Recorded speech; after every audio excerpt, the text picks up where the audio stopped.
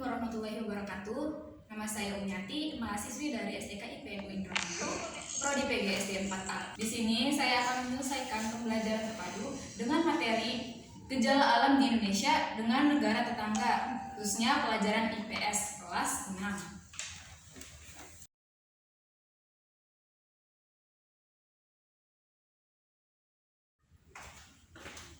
Assalamualaikum anak-anak. Nah, sekarang ibu langsung absen aja ya. Pertama Maria Ulfa, terus Nihaya, Muhammad Diskon, Latin. Oke. Baiklah. Apa kabar anak-anak? Udah pada sarapan? Udah, alhamdulillah. Di sini ibu akan menjelaskan tentang gejala alam di Indonesia dan negara tetangga. Apa sih yang dimaksud dengan gejala alam? Ada yang tahu? Oh, nggak ada yang tahu ya? Baiklah, ibu akan menjelaskannya. Gejala alam adalah peristiwa yang terjadi karena keadaan permukaan bumi. Nah, beberapa gejala alam yang terjadi dapat menyebabkan bencana alam. Di Indonesia dan negara-negara di dunia sering terjadi gejala alam. Nah, gejala alam berhubungan erat dengan kenampakan alam yang ada di negara tersebut. Nah, tepatnya di wilayah Asia Tenggara sering terjadi gejala alam. Nah, gejala alam berhubungan erat dengan kenampakan alam yang ada di negara tersebut.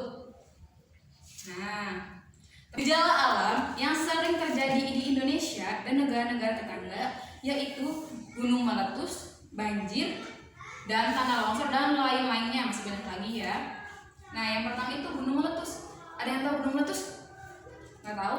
Nah, di wilayah Asia Tenggara, terutama di Indonesia, banyak sekali terdapat gunung aktif. Nah, oleh karena itu, Indonesia sangat rawan akan gejala alam gunung meletus. Yang kedua yaitu gempa bumi. Gempa bumi adalah getaran pada kumpulan bumi yang disebabkan adanya gerakan dari dalam bumi. Nah, gempa bumi ada dua jenis, yaitu gempa tektonik dan gempa vulkanik. Nah, tulis ya.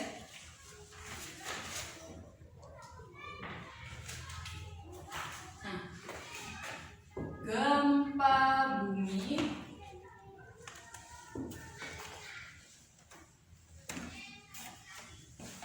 ada dua jenis. Yang pertama apa tadi? Gempa tektonik. Dan yang kedua itu gempa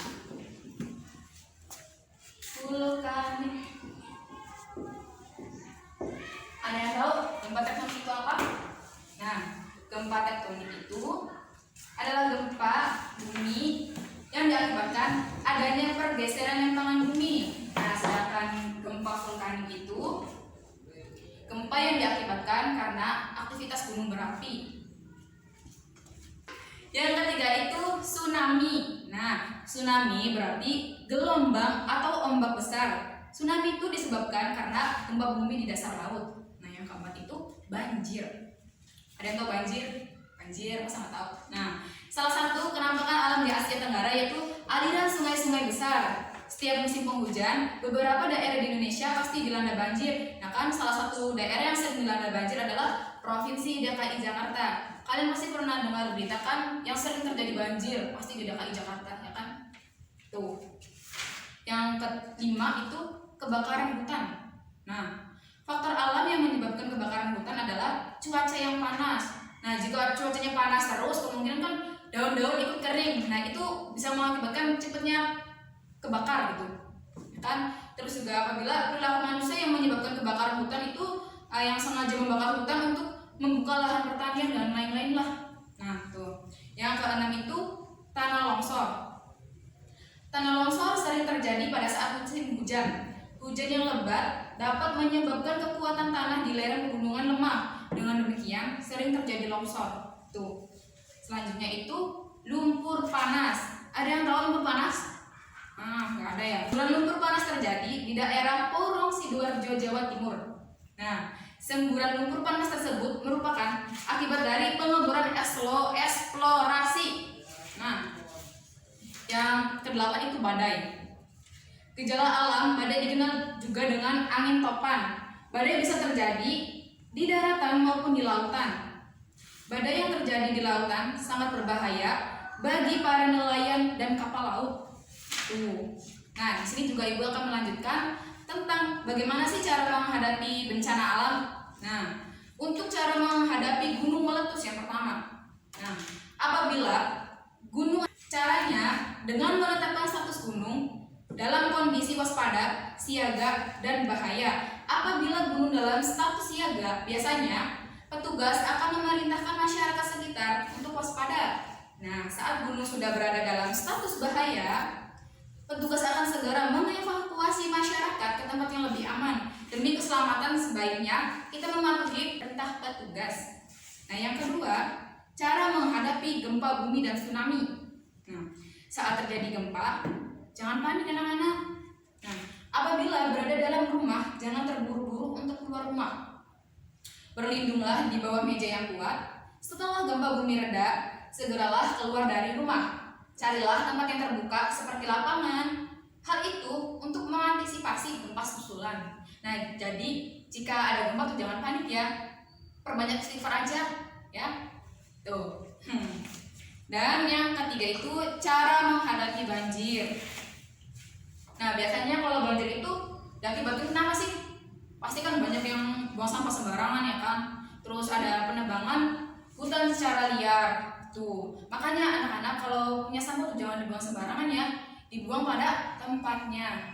Kan kebersihan sebagian daripada iman, kan? Nah, makanya kalau buang sampah jangan sembarangan, apalagi buangnya langsung dibuang ke sungai aja gitu. Nah, taruh sampah pada tempatnya, ya. Selanjutnya, cara menghadapi kebakaran hutan.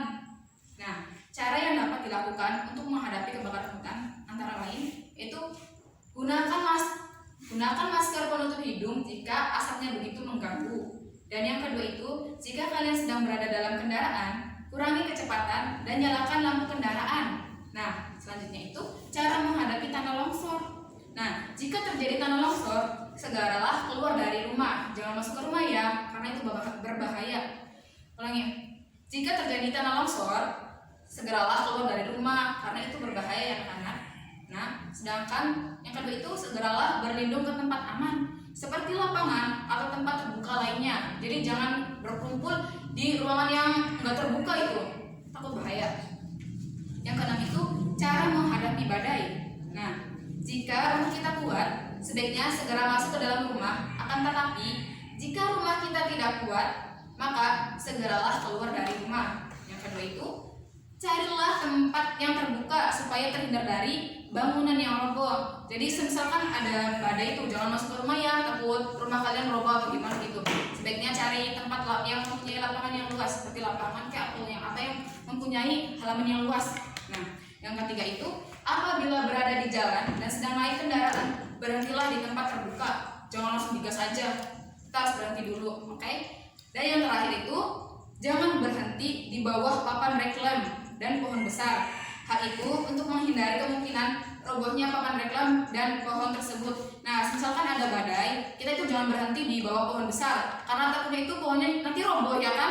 Nanti kena anak-anak, nanti gimana? Kan? Baiklah, Ibu cukupkan sekian. Sekarang Ibu akan menjelaskan dari rangkuman materi yang tadi Ibu jelaskan. Jadi, rangkumannya itu gejala alam yang terjadi di Indonesia antara lain gunung meletus, gempa bumi, tsunami, banjir, kebakaran hutan, tanah longsor, lumpur panas, dan badai. Bencana banjir dan kebakaran hutan yang terjadi di Indonesia disebabkan oleh perilaku manusia itu sendiri. Banjir merupakan akibat dari perilaku manusia yang membuang sampah ke sungai dan menebang pohon secara liar. Perilaku manusia yang menyebabkan kebakaran hutan diantaranya sengaja membakar hutan untuk dijadikan lahan pertanian. Terjadi bencana alam seperti gempa bumi dan gunung meletus tidak bisa diprediksi manusia sebelumnya. Nah, oleh karena itu perlu selalu waspada. Oke anak-anak? Nah, Ibu cukupkan sekian. Ada yang ditanyakan? Silakan.